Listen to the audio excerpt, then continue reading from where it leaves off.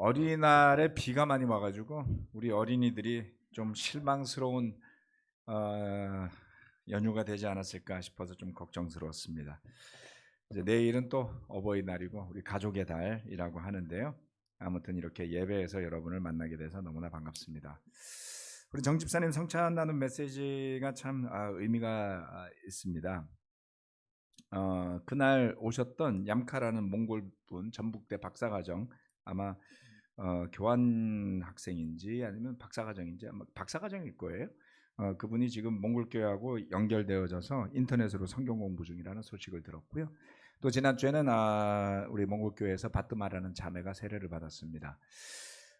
예배에 온 지가 한 3년 가까이 될 겁니다. 그래서 그분이 또 이렇게 세례를 받은 기쁜 소식도 있었고요. 아무튼 전주에서 계속해서 좋은 일들이 많이 일어나고 있어서 감사드립니다. 또 오늘 광고 드렸다시피 21일 날 우리가 대전과 또 일산 몽골 같이 연합해서 인도자 워크숍을 준비 중인데요. 많은 기대와 또 기도를 부탁드리겠습니다. 자주는 안 만납니다. 하지만 한 분기에 한 번 정도 한 2시간 정도만 미팅을 해도 많은 일들을 함께 논의하고 또 미션을 위한 발전적인 이야기들이 진행되어지고 있다는 것을 그날 나누고 아마 그날 나눈 내용들에 대해서는 5월 안에 교회에 또 보고하는 자리가 있을 거라고 믿습니다. 자, 오늘은 그리고 어제 우리 임지옥 자매 어머님 장례식을 오늘 아침 발인 예배까지 잘 해서 마무리 지었습니다. 그래서 감사하게도 또 가서 만나 뵐 수 있었고 또 오랜만에 우리 전황 형제도 반갑게 교제를 나누었습니다. 유족들을 위해서 또 친분이 있는 많은 분들 위로의 기도를 부탁드리겠습니다. 자, 오늘 말씀은 요즘 참 재밌어요. 성경 말씀을 펼치면 눈에 들어오는 구절들이 막 있잖아요. 그럼 여러분이 만약에 저처럼 매주 설교를 해야 되는 목사라면 이 설교를 할까? 저 설교를 할까? 이거를 할까? 막 고민이 되실 거 아니에요. 그렇죠? 그래서 제가 어제 설교를 막 이제 마무리를 하는데 이 설교를 할까? 저 설교를 할까? 이렇게 하는데 다 못 하겠는 거예요. 네? 이 소리 하면 이 사람이 뭐라 그럴까? 저 설교 하면 저 사람이 뭐라 그럴까? 이 설교 하면 저기에 있는 사람이 뭐라 그럴까? 그래서 어떻게 이렇게 참 피해가기가 힘드냐 요즘은. 그래서 오늘은 안전 운행을 위한 설교를 준비했습니다. 네, 자 PPT 띄워주세요.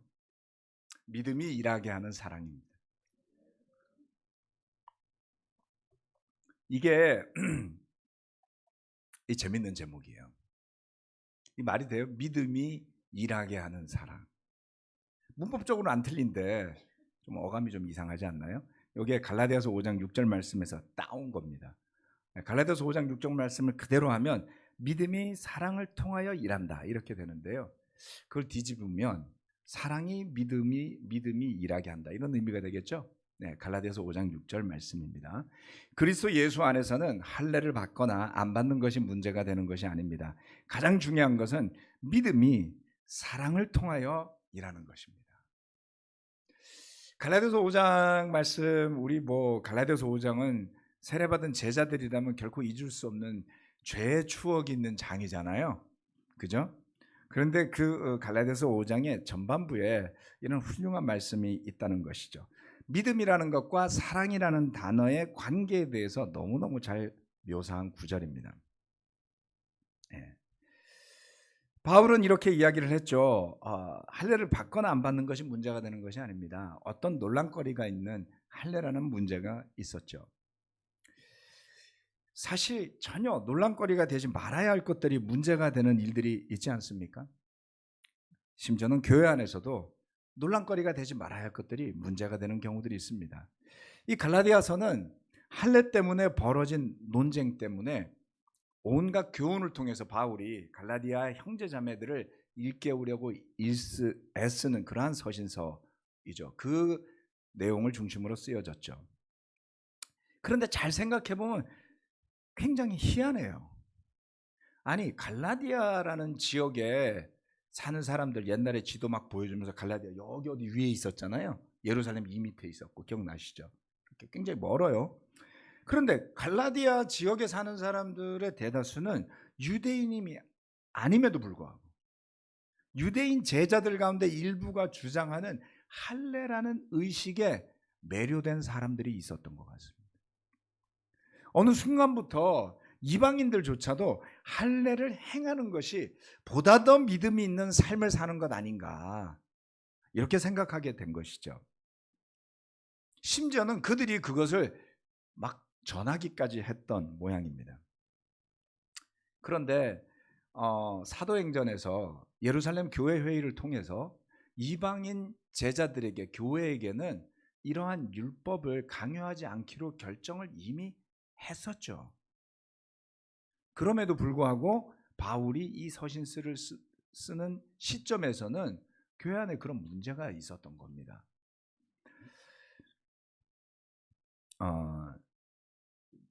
바울은 믿음의 본질을 구성하는 것이 형식이 아니다.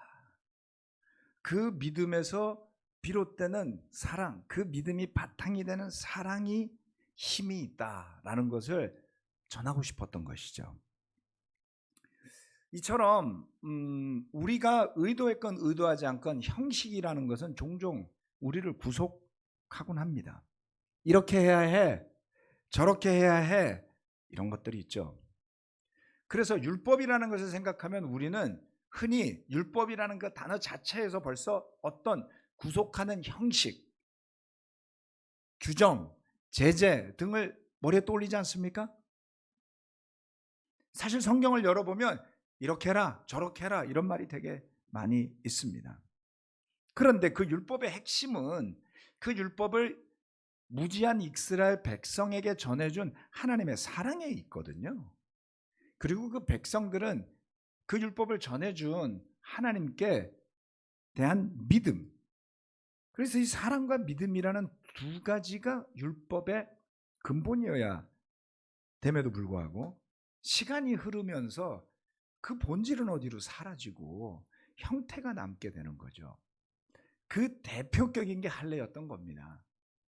그래서 할례라는 굉장히 생소한 유대인의 그 관습이 이방인 제자들에게 전해졌을 때 그들은 마치 본인들이 경험해보지 못했던 구약의 유대인의 하나님의 백성이 되는 듯한 어떤 자부심을 느꼈던 걸까요? 왜 그랬는지 알 수는 없지만 어느 틈엔가 율법은 본래의 목적을 상실하고 사람들의 도구가 되어져 있었습니다. 우리가 주의하지 않으면 자신이 생각할 때 이게 더 좋은 믿음인 것 같은, 이게 더 확신이 깊은 것 같은 이런 자기 확신 또는 신념, 이런 것에 사로잡힌 형식주의의 또는 율법주의의 노예로 전락하기가 쉽더라는 겁니다. 특별히 회개하고 세례받은 지 오래되시는 분들은 자신을 종종 점검해 봐야지 돼요. 엊그저께 타이어가 다 닳아서 제가 보기엔 괜찮은 것 같은데 타이어샵에 갔더니 아유, 트레드가 완전히 다 닳았네요. 그 사람 말을 듣고 보니까 한가운데가 다 닳았어요. 타이어를 바꿨습니다. 바꾸고 났더니 그분이 하시는 말씀이 핸들이 이만큼 틀어져 있는데요, 그것도 모르고 3년 동안 몇만 킬로를 달렸다고요. 삐뚤어져 있었던 거죠. 그러고 보니까 그랬던 것 같아요.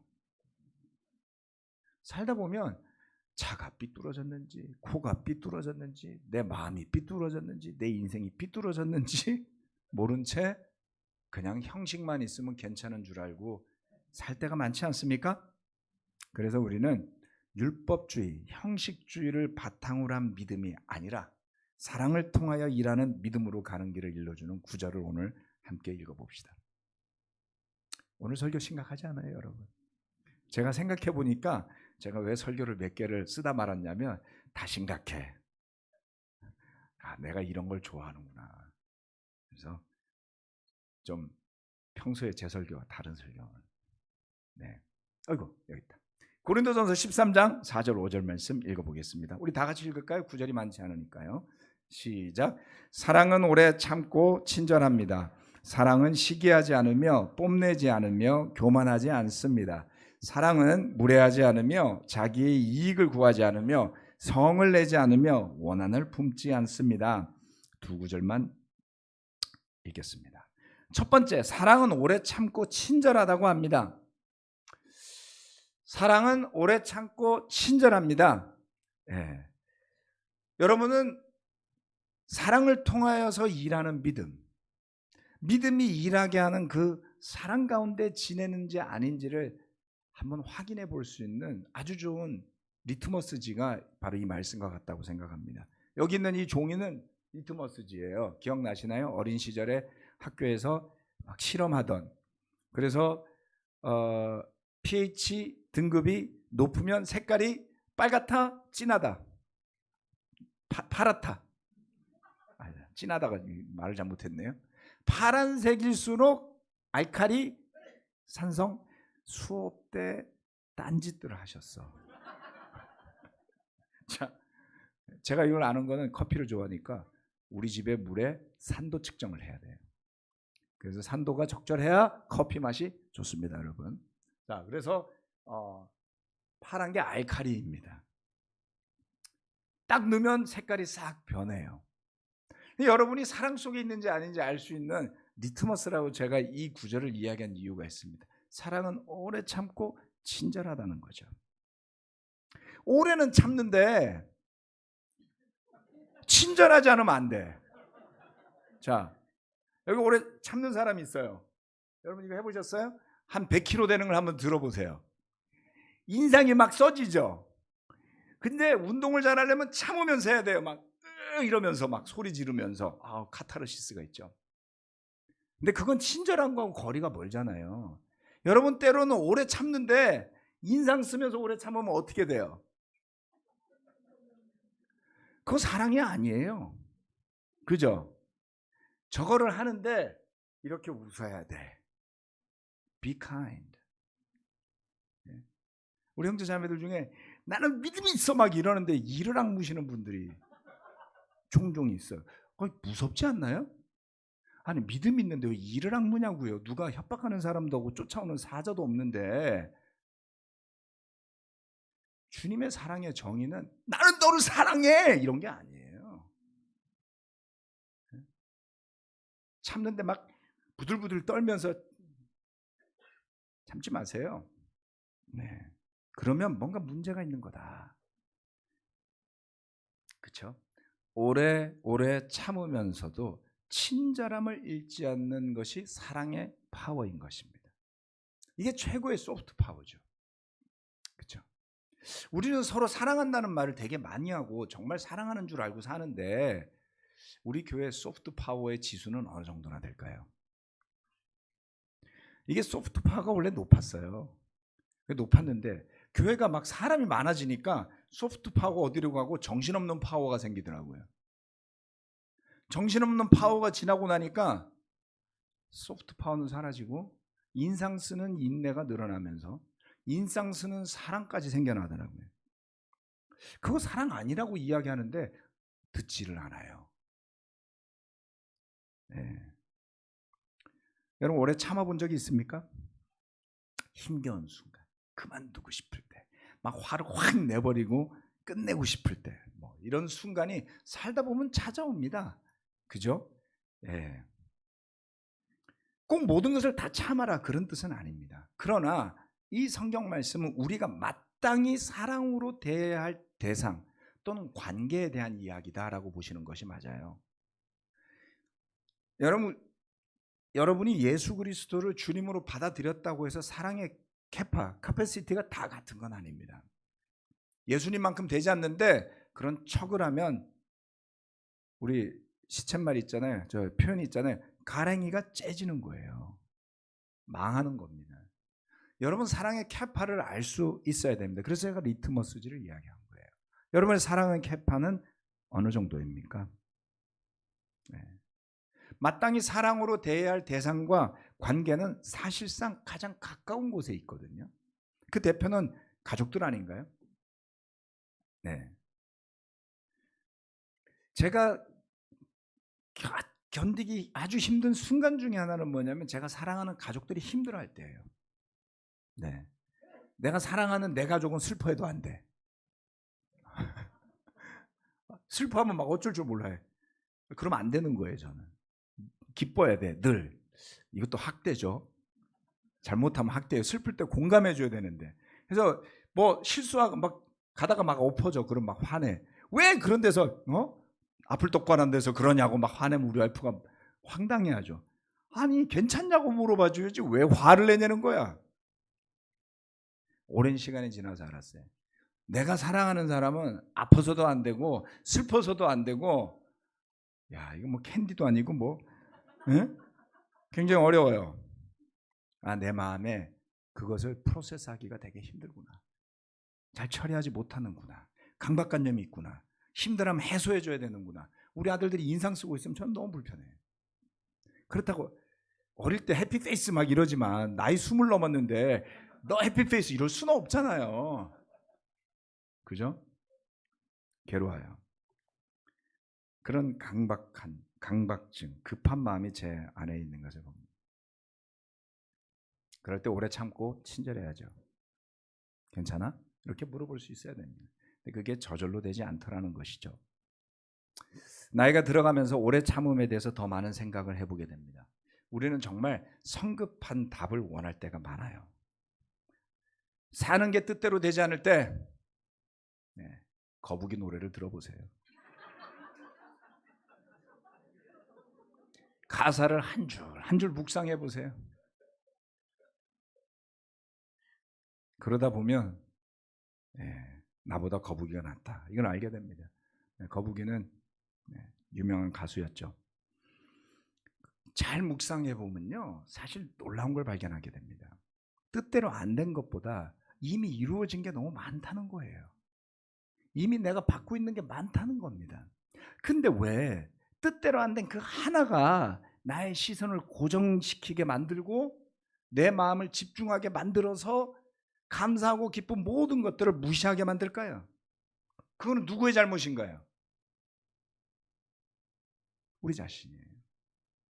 감사할 수백 가지가 있는데 내 뜻대로 안 된 그 하나가 나를 괴롭히고 있다면 여러분 문제가 있는 거 아닌가요?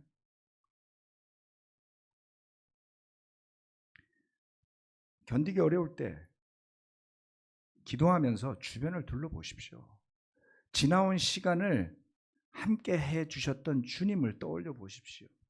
시야가 좁을 때 그렇게 하기 쉽지는 않아요. 그런데 해보면 발견하게 됩니다. 그래서 우리 옛날 싱글 때 90년대 초에 좀 못 지내면 이런 도전 줬었어요. 너 감사 리스트 써봐. 뭐 이렇게.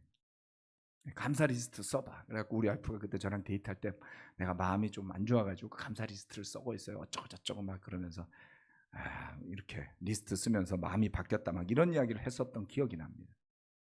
어떠세요? 감사 리스트 한번 써보시면 어떨까요? 가정의 달이 됐는데 카드 빚이 밀려갖고 더 빚을 져야 되나 이러시지 말고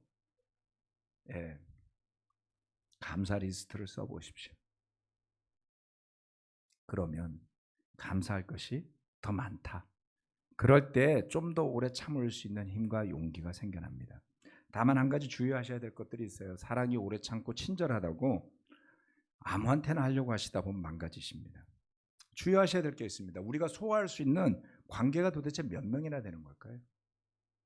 여러분이 소화할 수 있는, 여러분이 정말 소중하게 대하고 최선을 다해야 되는 관계가 몇 명이라야 되는 걸까요? 모든 사람을 다 똑같이 대하려고 하시다 보면 그게 재앙이 될 수도 있어요. 만인의 연인이 되고 싶어 하지 마세요. 얼마나 정신 사납겠습니까? 주님께서 허락하신 범위 안에서 관계를 세우셔야지 됩니다. 그렇다면 욕심내기보다는 주어진 관계로 충분히 만족할 수 있습니다. 이 가운데 가족 없이 태어나신 분 계신가요? 누구나 가족이 있지 않습니까? 또 설사 연로하신 부모님들이 세상을 떠나셨다 할지라도 이 예배에 참석하는 한 여러분 주변에는 믿음의 형제 자매들이 하나 둘 이상 있지 않나요? 관계는 욕심낼 일이 아닙니다. 만족할 만한 관계가 여러분 가운데 분명히 있음을 기억하시고 오래 참고 친절할 수 있는 사랑을 떠올려 보시기 바랍니다. 두 번째, 사랑은 시기하지 않으며 뽐내지 않고 교만하지 않습니다. 이게 정말 기가 막히게 세 개가 연결이 되어 있어요. 시기하지 않고 뽐내지 않고 교만하지 않는다고요. 감정에 대해서 여러분 오랫동안 묵상해 보셨습니까? 저는 목회를 하고 뭐 때로는 상담도 배우고 코칭도 배우고 사람에 대해서 공부도 하고 뭐 하나님에 대해서도 공부를 해봤는데요. 제 자신도 관찰하고 제 주변도 관찰을 하면서 사람의 감정의 근본이 뭘까요? 감정이 어디서 생기는 거죠? 감정이 생겨나게 하는 물질은 제각각 종류가 다를까요? 사실 우리가 그렇게 복잡한 존재이면서도 단순합니다. 때로는 모든 감정의 근본은 비슷해요. 비슷한 감정이 슬픔으로 가기도 하고요, 기쁨으로 가기도 하고요, 분노로 가기도 하고요, 원망으로 가기도 하고, 감정이라는 것은 어떻게 보면 같은 재료가 점점 변화되고 분화된 게 아닐까라는 게 제 개인적인 오랜 고민 끝에 내린 하나의 추정입니다. 같은 사람에게서 똑같은 사람에게서 다양한 감정이 뿜어져 나오듯이, 그렇지 않습니까? 그런 감정들이 우리 자신에게서 나오는데 우리는 거기에 대해서 잘 알아차리지 못하거나 무시하거나 거기에 휘둘리면서 살기가 쉽습니다. 사랑이라는 감정도 그런데요. 그런데 이 말씀을 보면 종종 사랑과 시기와 뽐냄과 교만을 착각하기 쉽다라는 뉘앙스가 들어있죠. 사랑과 시기와 뽐냄과 교만함이 무슨 관계가 있을까요? 시기하는 마음을 사랑하는 것이라고 느끼는 사람들도 있지 않을까요? 사랑하면 소유하려고 그러잖아요. 너는 나만 좋아해야 돼. 나한테만 어텐션 해야 돼. 이런 감정 느끼지 않나요? 그래서 사랑과 시기는 대단히 다른 감정이 아니라고 저는 봅니다. 근데 뽐내는 건 뭐고 교만한 건 또 뭐예요? 예. 결국 시기와 뽐내는 것과 교만함이라는 것은 인정받고 싶은 욕구에서 비롯되었다고 저는 이해하고 있습니다. 인정받지 못할 때, 특별히 사랑해야만 하는, 주고받아야만 하는 가장 근본적인 단위라고 말할 수 있는 가족관계 안에서 충분히 그러한 사랑과 인정이 이루어지지 않으면 당연히 결함이 생겨나겠죠. 이게 심리학자들의 일반적인 분석이에요. 어린 시절에 충분히 사랑받지 못하면 평생을 목말라 하면서 산다는 거예요. 그래서 인정에 목말라 하시는 분들, 어린 시절에 엄마 젖을 충분히 못 빨아가지고 공허하신 건가? 사랑을 충분히 못 받아서 그런 건가? 성격적으로 그런 건가? 고민을 많이 하셔야 됩니다. 놀랍게도 그 공허함이 잘 안 채워진다는 거예요. 저는 교회라는 공동체 안에서 예수님의 사랑이 부족할 리가 없는데도 불구하고 늘 인정에 목말라 하면서 자신이 받는 사랑이 충분하지 않다고 여기는 분들을 여러 봐왔습니다.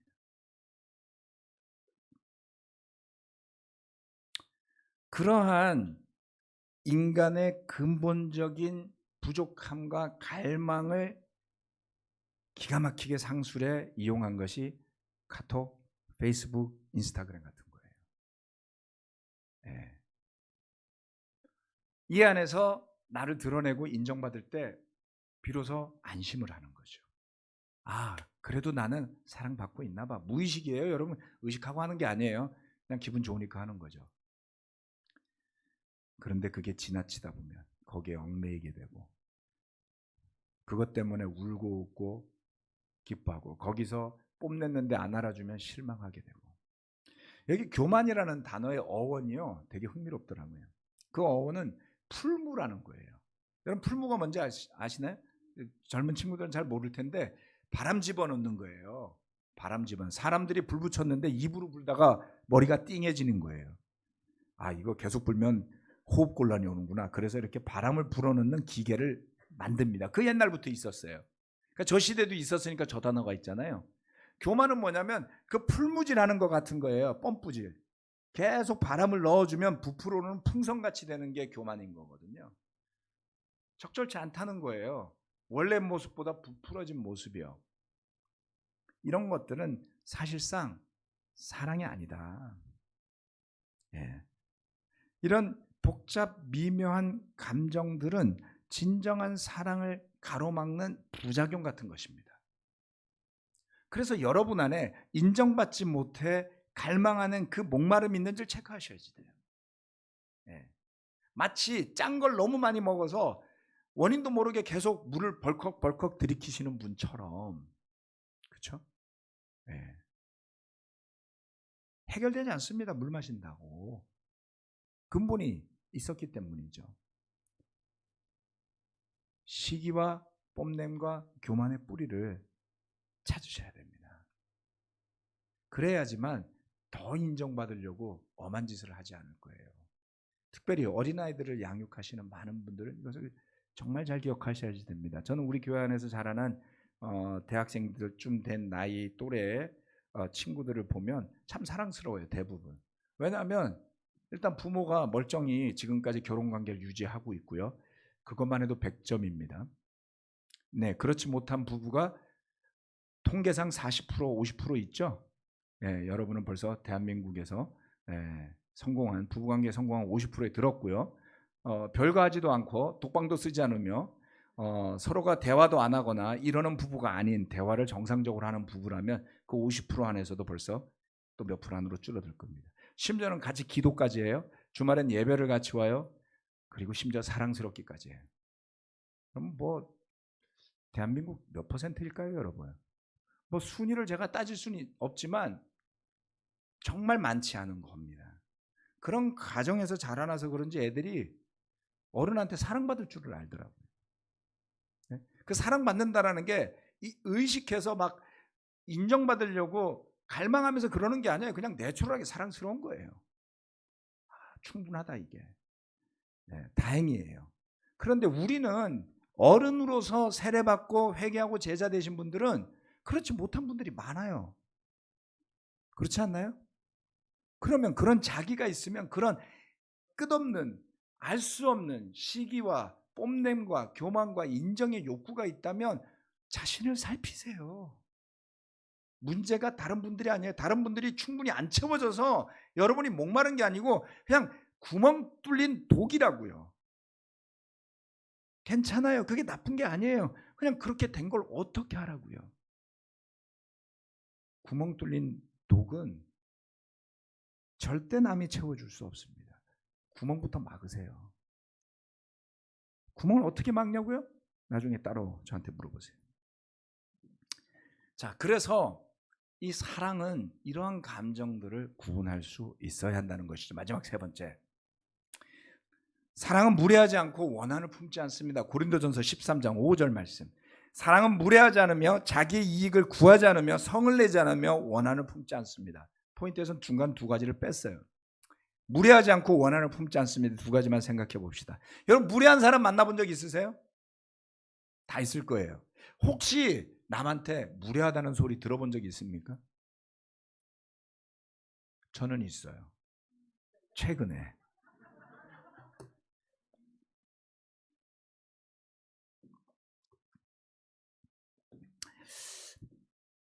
무례하다는 것은 함부로 대하는 거예요. 그렇죠? 근데 여러분 생각해 보세요. 사랑한다고 하면서 함부로 대하는 거니 말은 안 되잖아요. 근데 놀랍게도 좋아하는 사람한테 함부로 하지 않나요? 그렇죠? 정말 좋아하고 더 좋아하면 집에서 하던 버릇이 나오잖아요. 그렇죠? 네.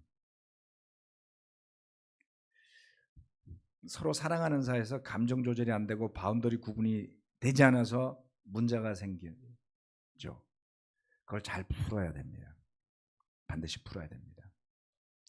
그런데 잘 생각해 보면 우리는 다 어느 정도 무례하고요. 어느 정도 원한을 품고 사는 사람들 아니겠습니까?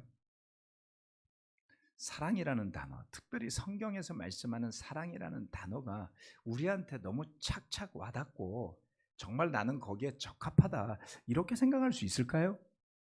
물론 그렇게 착각을 하실지는 모르겠지만 성경 말씀은 우리를 그렇게 묘사하지 않습니다. 죄인이라고 그러잖아요. 예. 자기만 사랑할 줄 알지 남은 사랑할 줄 모르는 그러한 존재들이라고 말하지 않았나요? 그래서 우리가 회개하는 것 아니겠습니까? 그런데 한번 회개 제대로 했다고 자기는 사랑이 많은 줄 알아도 문제인 것 같습니다. 여기에 나오는 이 두 가지 단어는 사랑이라는 단어에 가장 어울리지 않는 것들이에요. 무례함과 원한이라는 것이요. 자, 사랑하기 때문에 미워해도 됩니까? 우리가 이야기하는 이 사랑은 나를 중심으로 하는 사랑이 아니고 그리스도 예수 안에서 믿음을 바탕으로 하는 사랑이잖아요. 그래서 그 의미가 더 깊죠.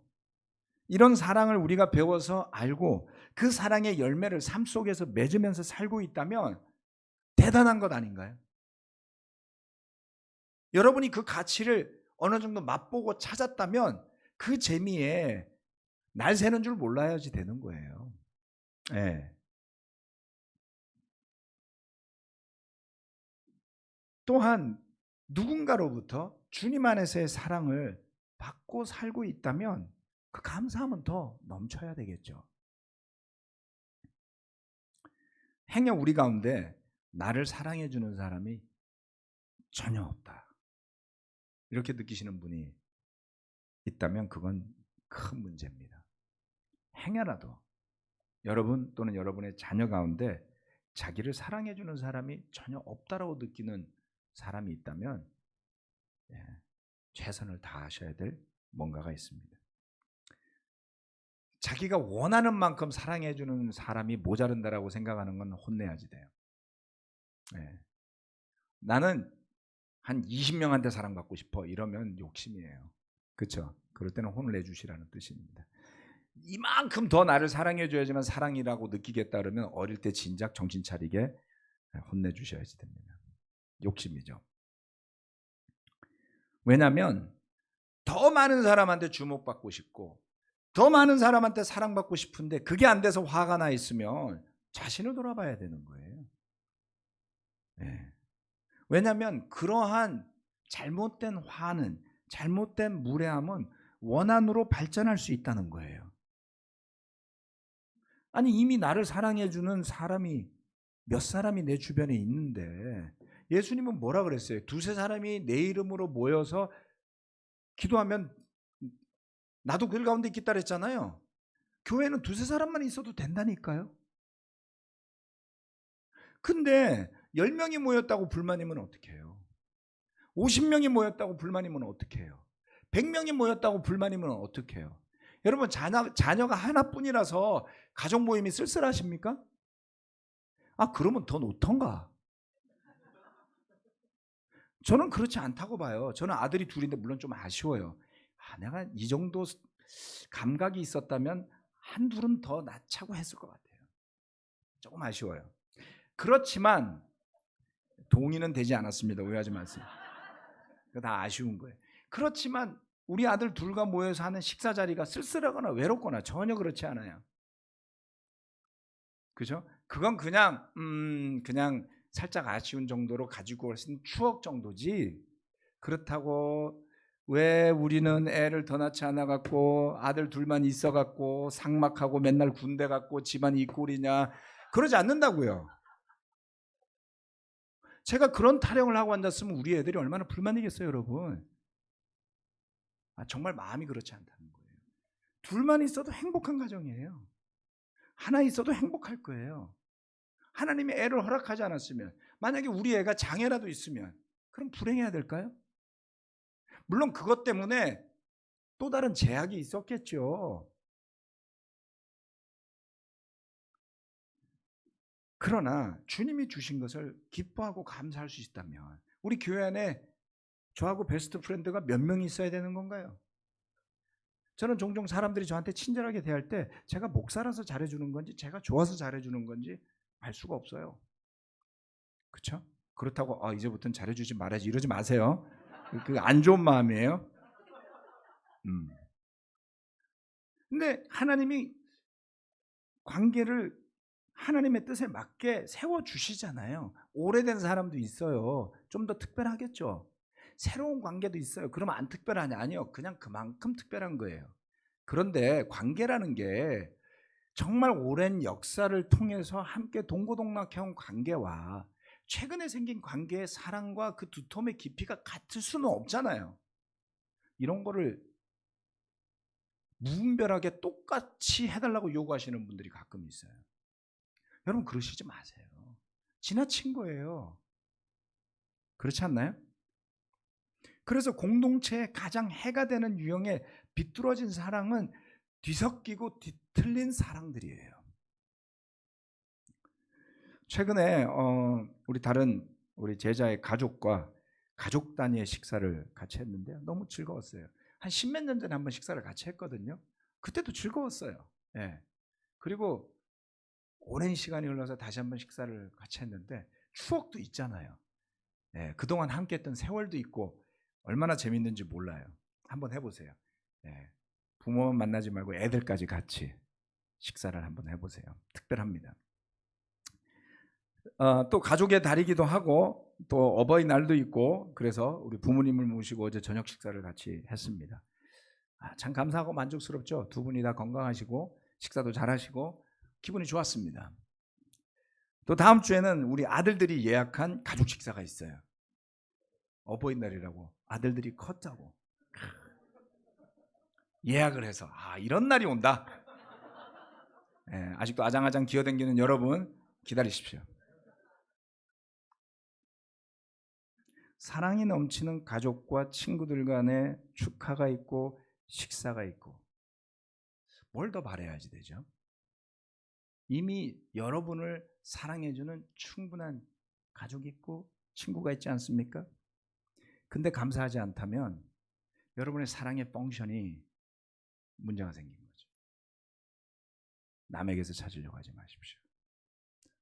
하나님이 여러분을 사랑하시기 위해서 아들을 내어주셨잖아요. 그렇죠? 갈라디아서 5장 6절 말씀. 가장 중요한 것은 믿음이 사랑을 통하여 일하는 것입니다. 사랑 빠진 믿음은요, 지하디스트가 될 수도 있어요. 사랑 빠진 믿음은 독립투사처럼 될 수도 있습니다. 예수님의 제자들은 그러지 않았어요. 주님은 그런 류의 사랑을 우리에게 가르치지 않았습니다. 따라서 말씀이 이야기하는 그 사랑이 우리의 믿음을 일하게 하는 원동력이 될 때 우리 가운데 만족함도 감사함도 넘칠 거고요. 그리고 또 교회 안에 이 공동체 안에 그리고 복음은 결국 근본이 사랑이지 투쟁이 아니잖아요. 그렇죠?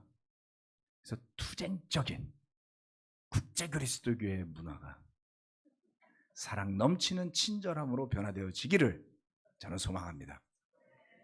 잘 아시죠? 제가 투쟁적이었다 회개한 사람이라는 것을. 기도하고 예배 마치겠습니다. 하나님 아버지, 오늘 이렇게 사랑하는 형제 자매들과 더불어 주님을 찬양하고 또 성찬의 메시지를 통해 예수님의 십자가를 또 기억하고 또 주님께 드리는 헌금을 감사함으로 드리고 말씀을 통해 우리 형제 자매들의 믿음의 우애를 돈독하게 하는 성령님의 인도하심이 있는 훌륭한 예배를 허락하심에 감사드립니다. 늘 드리는 감사이지만 우리 중에 어느 누가 자신의 노력과 힘으로 이런 예배를 이룰 수 있겠습니까? 주님께서 예배하여 주시지 않았다면 또 많은 사람들의 수고와 희생과 헌신을 통해 이 예배가 예비되어지지 않았다면 우리 중에 어느 누구도 이 예배에 부합하는 그러한 사람은 있을 리가 없습니다. 우리 모두 죄인이었고 자기밖에 모르는 사람이었고 어두운 가운데 헤매이던 사람들이었는데 저희를 주님께서 불러주시고 회개할 수 있도록 은혜를 더해주시고 성령님을 보내주셔서 깨닫는 힘을 주시고 심지어는 사랑하기 힘든 성격임에도 불구하고 그 주님으로부터 배운 사랑으로 미약하나마 선을 나누고 복음을 나누고 서로 사랑해서 가족을 이루고 이렇게 교회를 이루게 하셨으니 그만한 축복이 어디 있겠습니까? 바로 없고 기도드리기는 함께 예배드리는 모든 형제자매들 어느 한 사람 주님의 사랑으로부터 소외되지 않았음을 저는 믿습니다. 또한 어느 한 사람, 가족 없이 이 세상에 나온 사람은 없습니다. 그러기에 생각하고 기억할 수만 있다면 감사할 것들이 있으리라 믿습니다. 비록 어떤 가족은 문제가 있는 가족이었을 수도 있습니다. 그러나 적어도 지금 이 예배를 드린다면 주님으로부터 죄사함을 받은 그러한 영성이 있을 것이고, 그러한 과정을 도와준 사람도 있을 것이고, 지금 함께 예배 드리도록 격려하는 믿음의 형제 자매들도 있을 겁니다. 그것을 생각할 때 우리 안에 감사함이 더욱 넘치게 해주셔서 그 사랑이 일하게 하는, 믿음이 작용하는 제자의 삶을 이어가도록 축복하여 주시길 간절히 바라며 예수 그리스도 이름으로 기도합니다. 아멘.